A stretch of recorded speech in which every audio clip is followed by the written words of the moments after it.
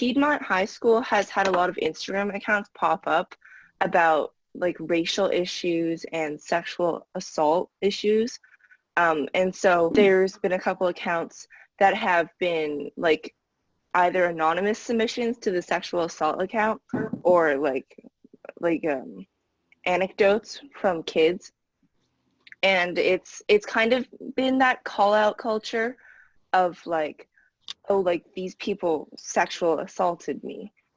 But they've had to transition because like there's been like legal problems, etc. But I think that it kind of shows like there's like cancel culture isn't just, it's like prevalent with me and my community, and that students don't really know how to take a stand against people without, or they don't know how to do it in a way that's going to last. Like cancel culture, it can go a couple ways. Like someone gets canceled permanently, and it's not a good culture to be in, first of all. And so students are having a lot of conversations on how do we help these victims and not protect the abusers. I think it's definitely recently become way more of a thing, especially because like big influencers are being canceled. So like there's kind of like a ripple effect, if that makes sense, where like people see one thing on like a very public scale and then like can transfer that into their own lives. I haven't really seen like a lot of explicit cancel culture in my communities, at least. Like specifically targeting people, like using their names and things, and like canceling specific people. I haven't really had that in my communities, but I've seen it in other people's. I don't like cancel culture. Definitely, it's like the larger influencers that have kind of spread the term around. Like, I don't know, James Charles or something. But this is the first I've really seen it in Piedmont, and it's really not something. And for a lot of us, it's not something we want to have at Piedmont, because it's like you're like trying to ostracize these people, which isn't really the right way to go about getting any change, like any permanent change or anything that has a lasting effect on the community that's not harmful. I think people who engage on it in more of like in a slightly more lighthearted social way, who sort of like who dislike a person's actions and so therefore sort of participate in that, and it's generally let's just say on Twitter, on other platforms, yeah, they'll generally say it's just sort of like you stop buying their products, you start like trashing them online, and they lose influence.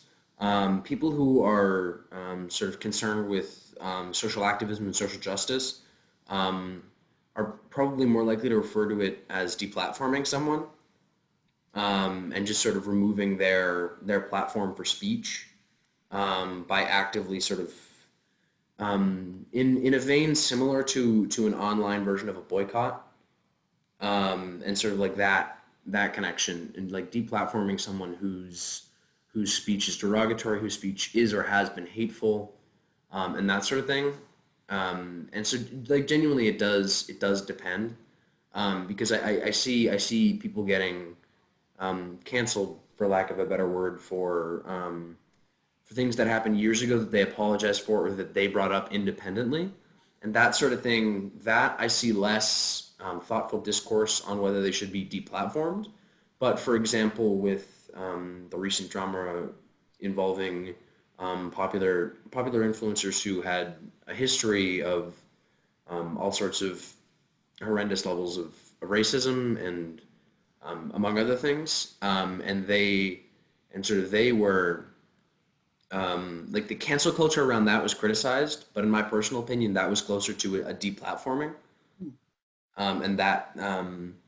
So yeah, I think there definitely is toxic cancel culture and deplatforming, and I think they're almost separate. I think there is a lot of crossover, but I think they frequently get criticized as one and the same, which I'm not sure is fully and completely accurate.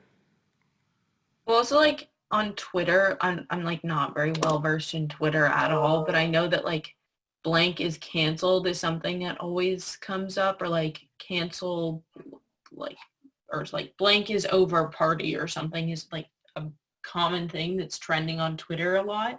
So I think that that's something that really contributes to cancel culture.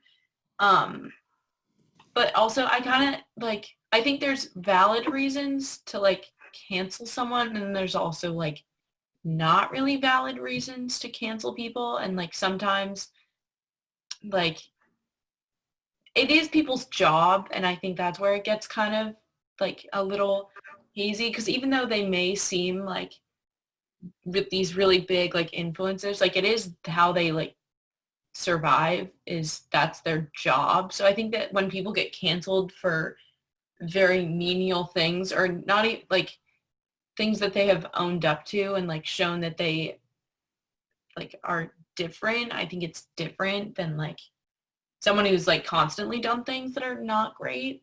So I think that's where it gets a little like more toxic, in this like, if you make one mistake, you're gonna be like done. People talk a lot about that at my school, like not being able to express your true opinions. That's like a really big thing, especially because like there are like certain stigmas that go along with like believing certain things, and like a lot of people at my school believe certain things. And then also like it's just like everyone always talks about how no one is gonna ever say anything that's like politically inclined one way or the other, because they don't want to be ostracized for either side, because it's like basically you want to be quiet. That's what everyone does, is just doesn't talk about it. Like politics or something that rarely ever comes up at school because it can be such an ostracizing thing. There's sort of a similar idea that happens where like someone will say one thing and then a lot of assumptions get made about that person, like on either side of the political spectrum. So I think that in that way it's similar. I mean, granted, it's not like they're like deplatforming them like Liam was like, it's not like them like, obviously people might like look at them in a different way, or like if they say something politically motivated, but like it's not like they're losing their job or like something like that. So I think in a way there's this idea of like, don't say anything that's gonna like ostracize you in any way, or like put you, everyone just tries to like be quiet about things that no one wants to talk about.